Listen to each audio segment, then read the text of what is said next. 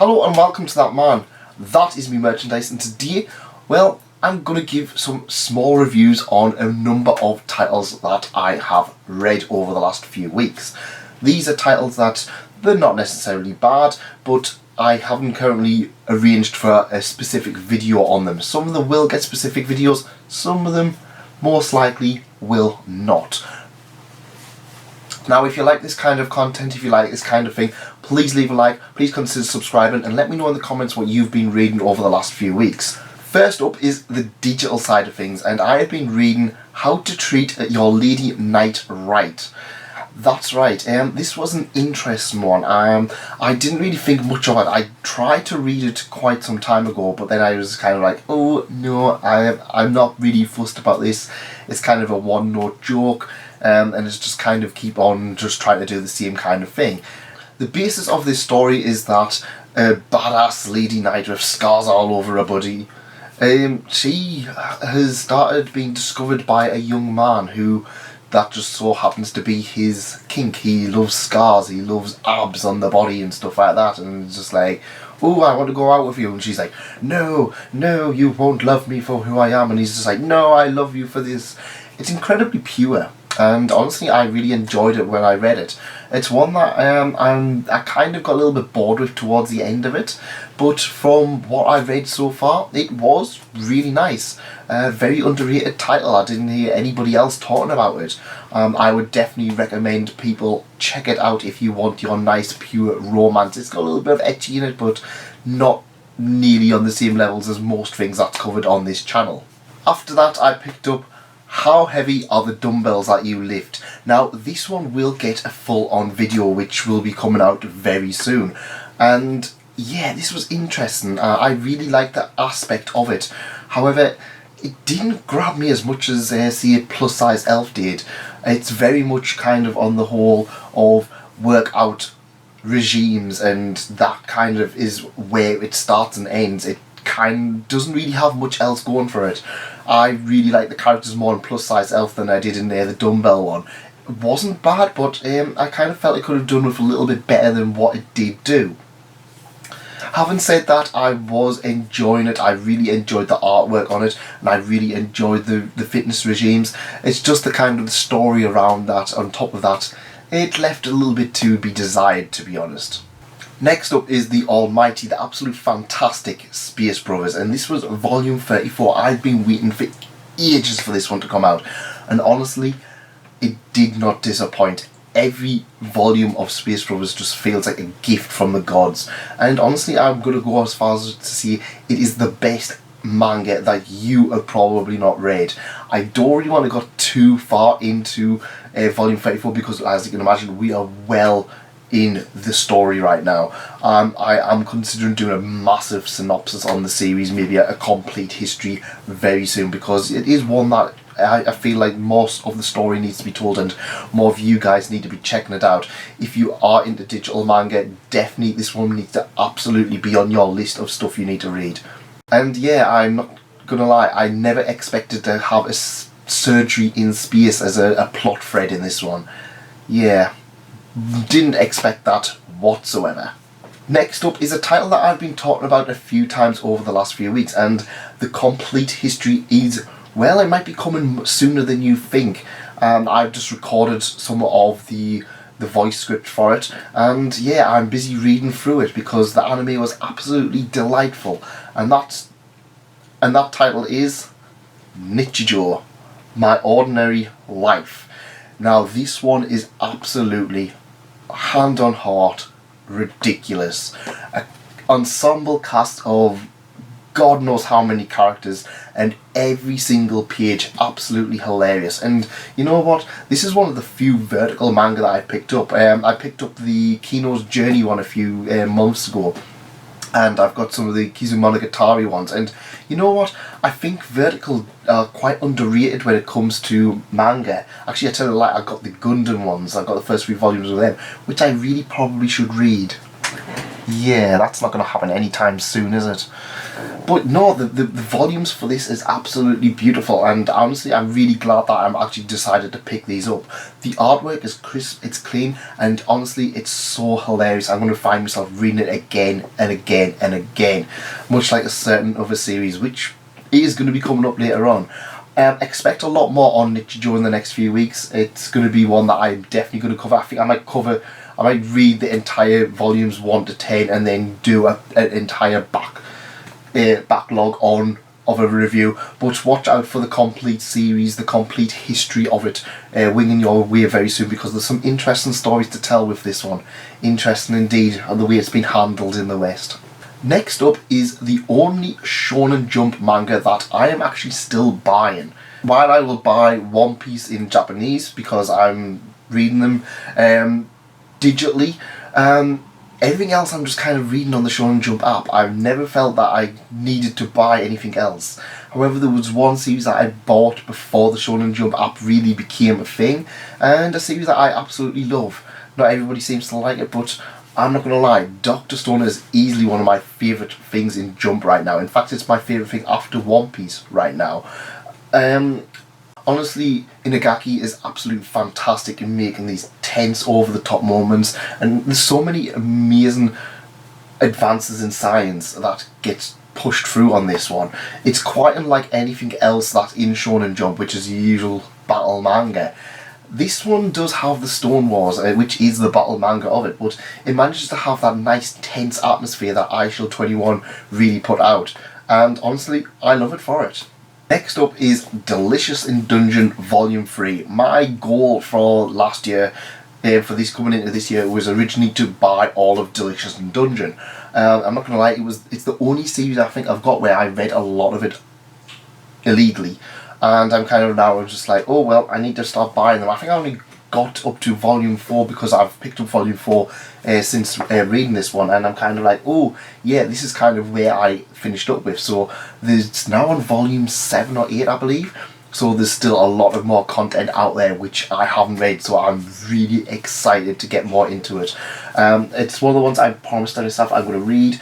I got it for Christmas and I hadn't read it yet. I've now read Volume 3 and immediately I bought Volume 4 and haven't read Volume 4.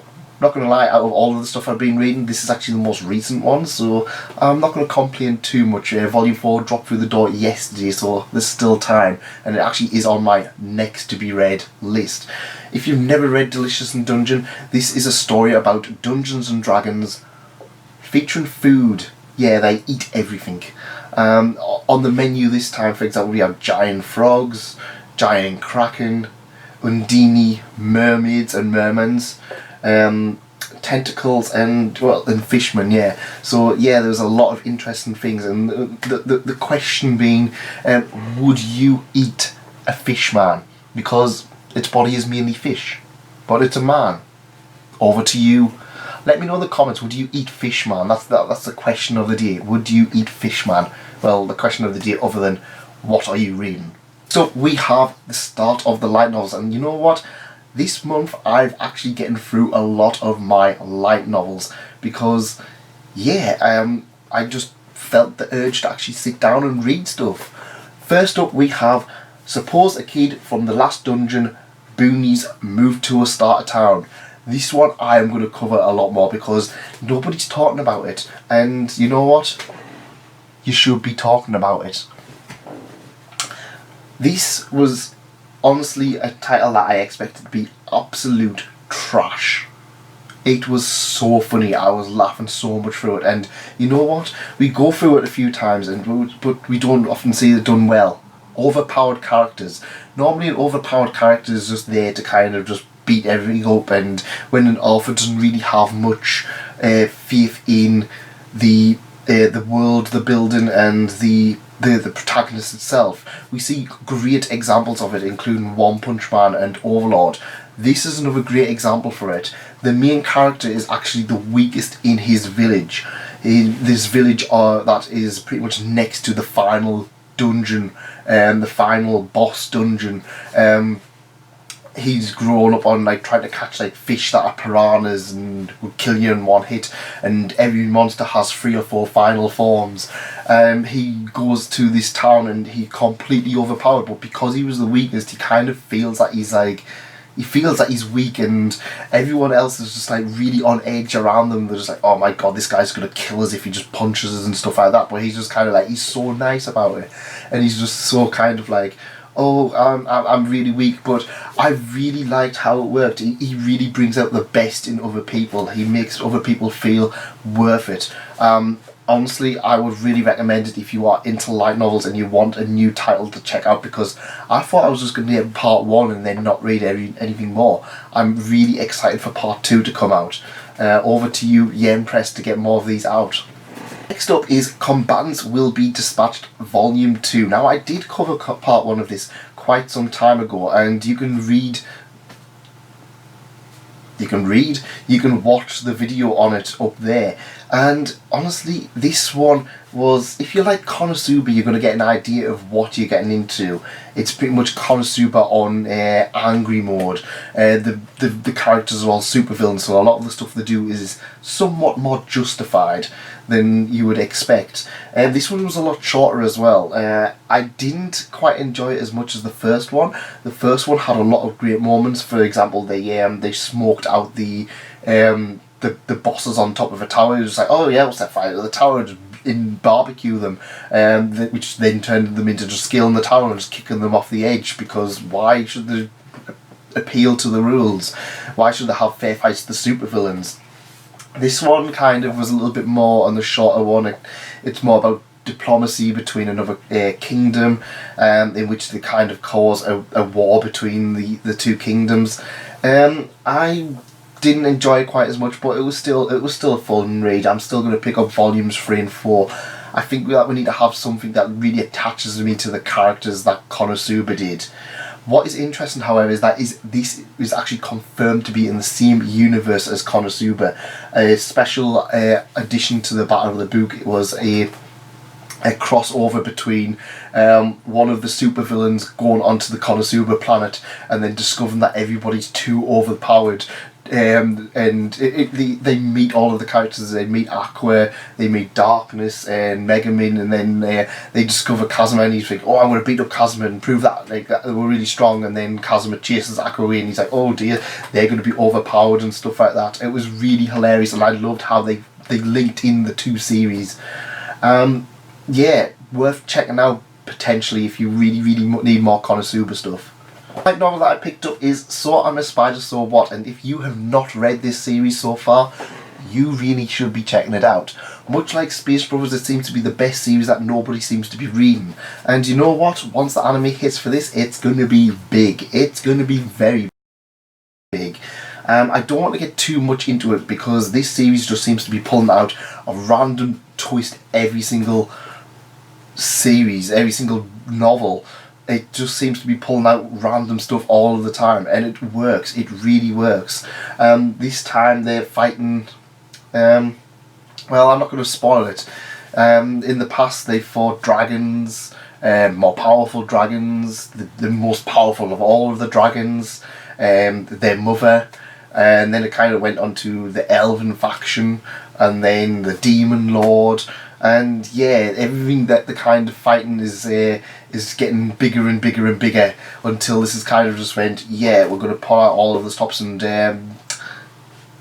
opening some eyes, I should say. But yeah, if you want a series that keeps you on your edge, definitely check this one out, because honestly I feel it's rather underrated, and I feel everybody should be checking it out at some point, especially if you like light novels. Now, if you like light novels, like me, you will try and read as much as you can. And you know what? After reading so many of my back catalogue, I needed a palate cleanser, and I read My Hero Academia School Briefs Volume 2. Now, School Briefs Volume 1, you can read it, well, it'll be up here. It was okay. It was, like I said, I felt that it got a lot more character development in that than I've gotten in quite a bit of My Hero Academia itself. This one kind of followed the same. I didn't think it was nearly as good. It focuses a lot more on Mineta as a character. We get a lot of Mineta. We discover that he learned how to read via erotica, because of course. Ayama gets a lot of focus. There's a lot of focus on the girls between Class 1A and Class 1B, and then the boys in Class 1B have a pillow fight, and honestly, I was kind of going back and forth on this. I was just like, yeah, it's good, then I was like, well, actually, I'm really bored.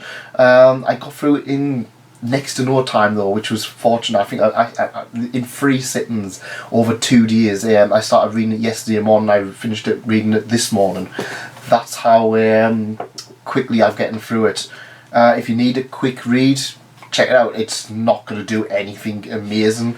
If you want more details on the kids rather than the adults, yeah, but it's My Academia fan fiction. I don't even feel like it's even addressing stuff in the main series. It doesn't feel like an addition to the main series or anything like that, which was a shame, because Volume 1 I did feel like was a nice addition. This is just kind of like, it kind of felt like My Academia on whole. I kind of felt, oh well, we've hooked them in, we've got them, and it's like we can just put out the bare minimum, and then everyone will read it anyway because it's they're already invested. Yeah. I was a little bit disappointed on how this one was compared to the first one. Oh well. Next up we have, no matter how I look at it, it's you guys' fault I'm not popular. This is still one of my favourite series, and one of the most favourite series I like to collect, because honestly, it's just a lot of fun. She's got friends now. I am enjoying the way that they're kind of introducing more and more characters, kind of introducing the whole of the school around her. It's kind of more of the same. It doesn't really kind of jump out and do anything more than the previous ones did, but you know what, that's perfectly fine. I'm already into it. I'm not sure how far it's going to go up, because it's still kind of like, these slice of life ones tend to get to around volume 14 to 15 and they kind of drop off a bit and then they kind of stop, but this one seems to still be going, so I think maybe another 5 volumes, get it up to 20 and then finish it off. It's just popular now, so I'm kind of like, well, where else are we going to go? Not so much gaming references and stuff like that. A lot of gaming and anime references. She was started off as a loner who kind of like focused on that, and then it's kind of moved away from there, which is perfectly fine. But if that's kind of what you were hooked into with this one, you might be getting a little bit less interested. I still prefer this one to Komi as well. I really enjoyed this one compared to Komi. Komi, I think, kind of has petered out after around volume 4. I'm still enjoying Komi, but not quite as much as I was previously. But this one, yeah, this one's still a lot of fun. Finally, I want to talk about, well, the ones I talked about last time. Yotsuba and 2, 3 and 4. Yes, that's right, I am doing the reread. I was trying to stop it, but then I was kind of like, yeah, it's just easy to read. I am well within writing up a complete history of Yotsuba, and it's getting quite in depth, so look forward to that over the next few weeks. But it's a fantastic series. I don't really need to see too much more about it, but I want you guys to have your say. What have you been reading, and have you been reading anything that I've been reading? Let me know in the comments below, and let me know if there's anything on here that you've decided to look into from here. Like I said, Space Brothers and Spider, you probably should be checking them out. And the Overpowered Hero goes back to the start of Village, or whatever it was called. Yeah, check them ones out. They're the must-haves, apart from maybe Nichijou and Yotsuba, but they're always going to be must-haves. And that's it from me. We are very nearly 1,000 subscribers, so reach out to people, blackmail them, tie them up, make them subscribe.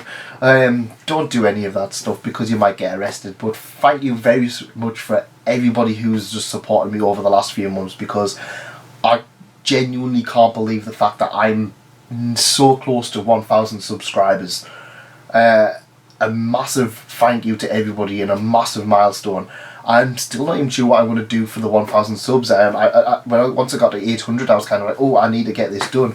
And I was kind of like, yeah, it's crept up on me, even though it kind of like, since it's been a while since I was saying I was like 900, it feels like the last few months have been slowed down. But yeah, I can't believe it. Thank you very much, and thanks again for everyone for staying. Thank you again. Goodbye.